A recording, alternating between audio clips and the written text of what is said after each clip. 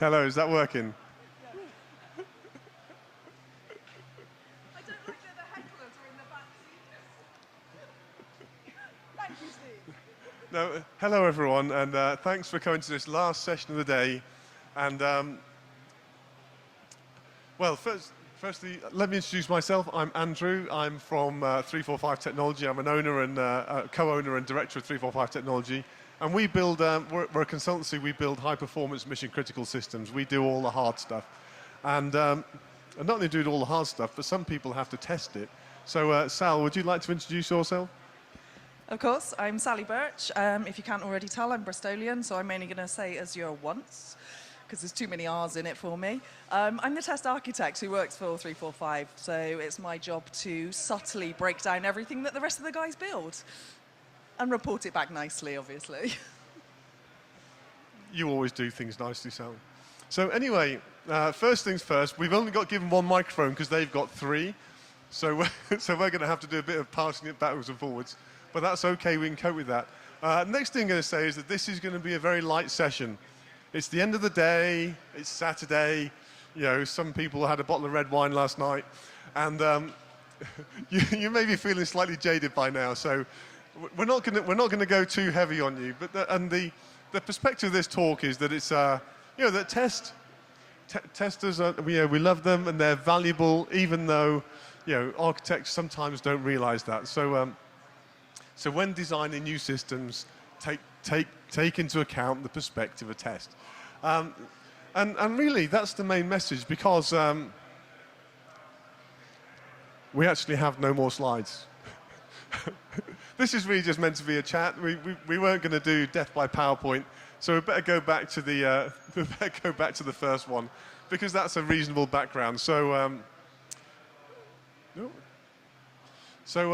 let's have a quick look at who's in the room. So, who's an architect? Okay. I kind of used to be an architect. Now I just talk about being an architect. Things like this. And who's a tester? Well, lovely to have you on board. And who's just here because it's somewhere convenient to sit down?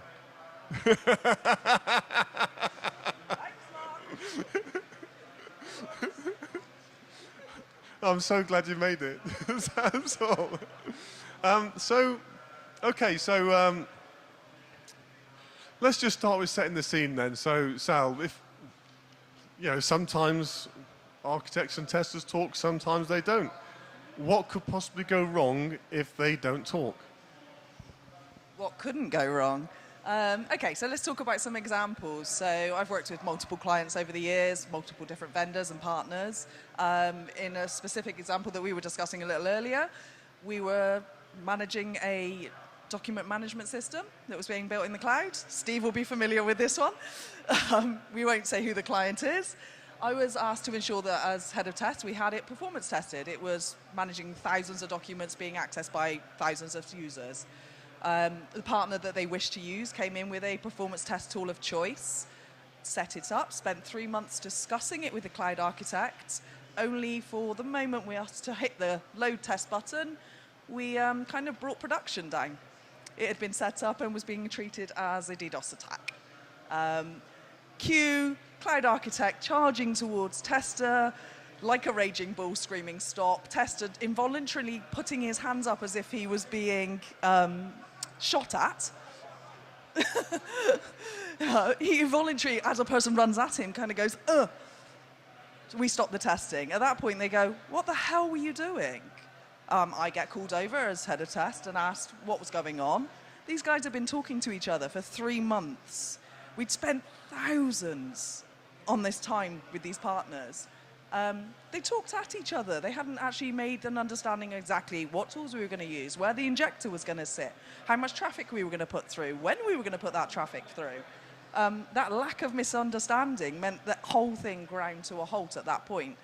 Everybody backed off. The partner looked embarrassed.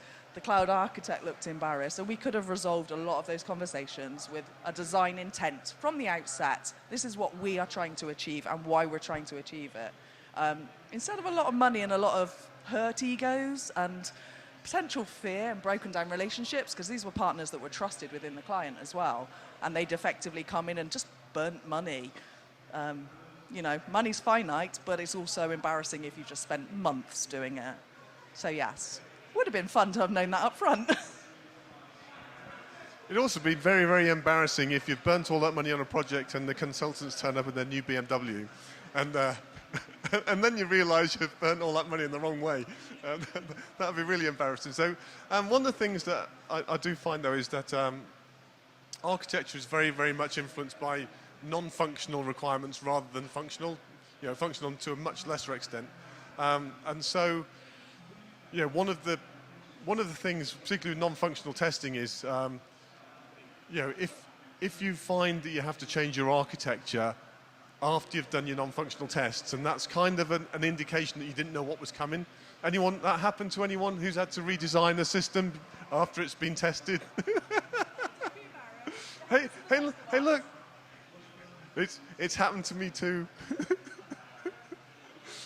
More than once. But that's okay. We know that things like scalability, things like resilience, they're easy to say, but sometimes we don't quite know how they're going to be enacted. We don't know how they're going to be tested. So that's really the first example about non-functional. But what about functional?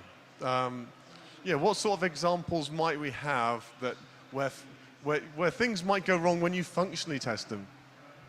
Okay, so when it comes to functional testing, I'd like to think a little bit more about the end users, and I'm not going to say it out loud, I'll probably whisper it, but users can be a little bit stupid at times. We've all been there where someone's, or project manager or program manager said, no one's going to do that, no one's going to push that button. If the button's there, some idiot's going to push it, and as a tester, it's probably going to be me first as well. So sitting down and actually understanding from a functional point of view, what need are you meeting and how are we going to be able to utilize that, and understand it's not just about building something beautiful in the cloud that you can all stand back and go, look at the sparkly, shiny thing we've got there. How are they going to interact with it? How are they going to utilize it on a day-to-day basis? And understanding users is a little bit where the testers can come in and do that translation between what the business want or what the business need or what the business don't actually understand they want and can't vocalize what they want. So it's always fun. Yes. So there's a famous quote by, and I can't remember who the scientist was, but it's like the tragedy of science is seeing a beautiful hypothesis destroyed by an ugly fact, and it's a similar thing with with systems as well. It's seeing your beautiful design destroyed by an ugly test.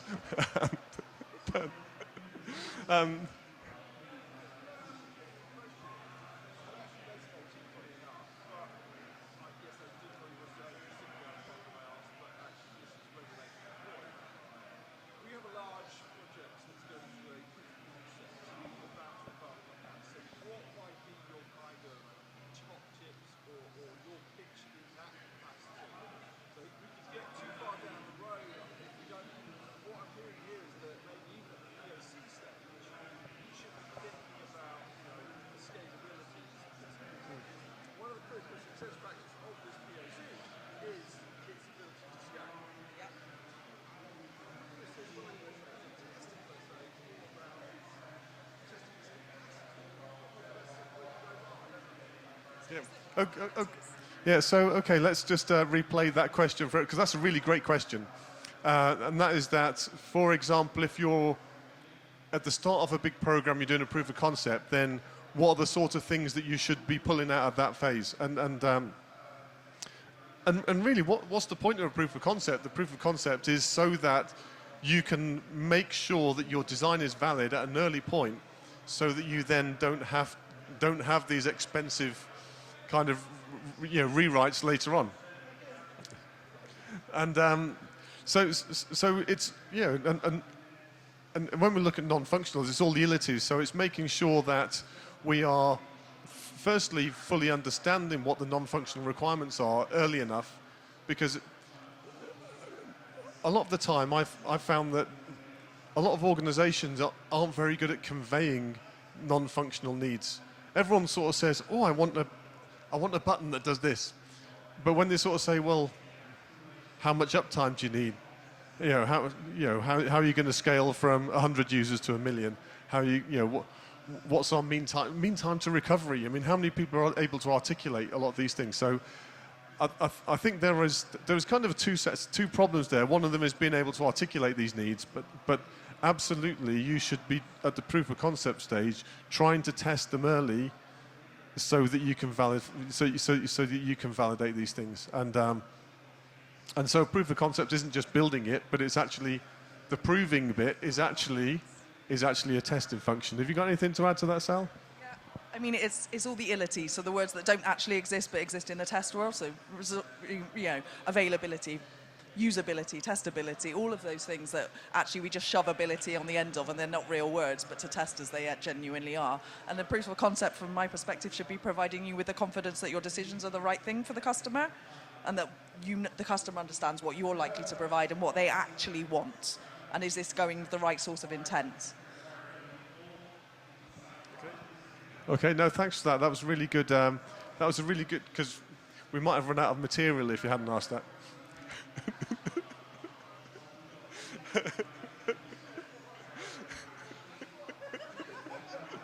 Okay, so we've talked about the things that can go wrong, and we've talked about what can go wrong. Let's talk a little bit about why.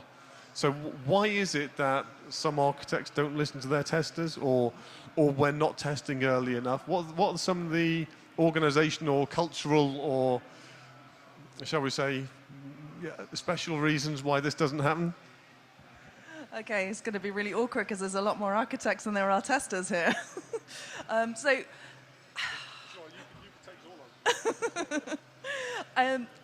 So from a test perspective, we have egos. I've read a lot of test managers who will write you a 90-page document to convey how much they know about testing, not actually meet the need that you originally intended. But we've also met a lot of cloud architects that, sorry, have a massive ego too.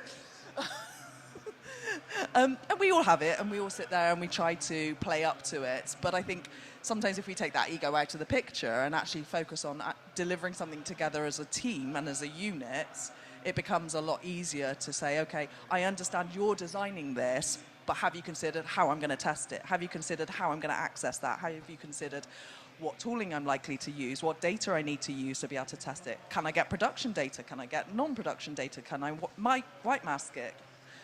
Those kind of questions we should be asking a lot earlier on, and without having the testers in the room, you might not necessarily think about that as an architect, because you're thinking, this is what I want to design at the lovely production end, and it's going to look like this, and it's going to be amazing, and everyone's going to think I'm great, and the tester walks in like the ugly person in the corner and says, sorry, I found a gremlin.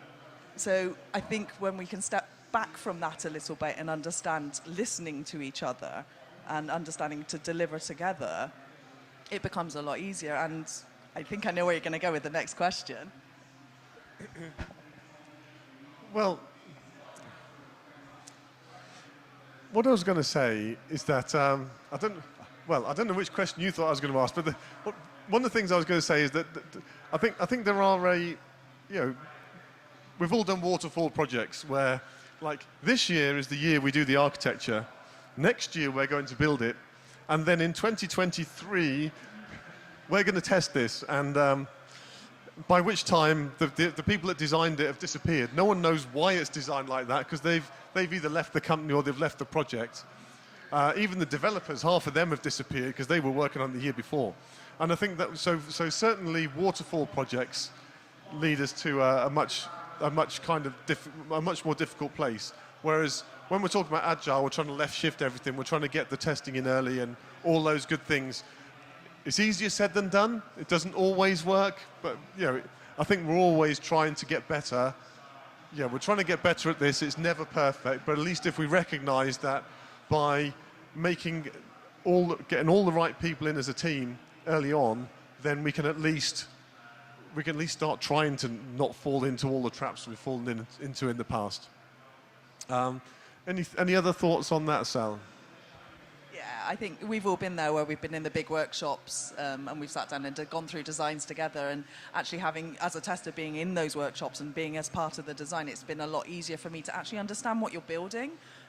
If someone's built the design and then handed it over and then walked away, I can't ask the questions that I need to ask. the person of the knowledge has potentially left and provided a solution or a design and left the building, and I'm sat there flapping around going, okay, well, how do I do this? So it makes life a lot easier for us all to be on the same page at the same time, very early on, and eradicate that misunderstanding or lack of knowledge. I mean, you guys are the cloud architects. That's not my forte. I shouldn't need to know that level of detail, but I need to know how to test it. So it's quite nice to be educated by you guys, because I can put my ego to one side and admit I don't know everything, but I will ask questions, and I quite like to do that.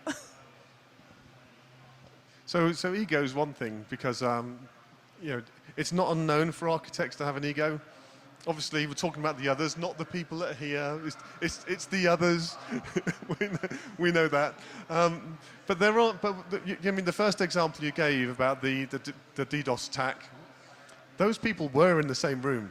So it wasn't as if you could say, well, they've left the project. They were in the same room, but they weren't communicating. So, is there anything personality-wise that might cause problems between your average architect and your average tester? Yeah, so I think we view the world slightly differently. Testers have, or I expect them to have, a natural sense of what if, and if I do this, and what about if I do that, and I know I shouldn't do this, but what if I press that button with that button at the same time as this? Whereas I'm not entirely sure cloud architects have the same kind of inquiring mindset. So you present something to me, and the first thing I really want to do to it is strip it down, break it, and see what happens. That goes for stereo systems. That goes for everything I can lay my fingers on. And it's the same type of mentality. We're more inquiring. We should be asking the questions. We're not trying to come up with the solution. We're trying to understand the solution and then see how we can make it better with you and with the support of you guys. Not against you. Of course, Sal. Like we said, it's the others. It's the ones that aren't here that are the problem. So, I mean, the other thing that kind of springs to mind with me is there's kind of commercial implications, especially like we're a consultancy. So sometimes we get asked to do a design, and traditionally a consultancy, if you get asked to do a design, you drag an architect in, you sell, here's your architect for 2 months, he's going to do a design, it'll be brilliant.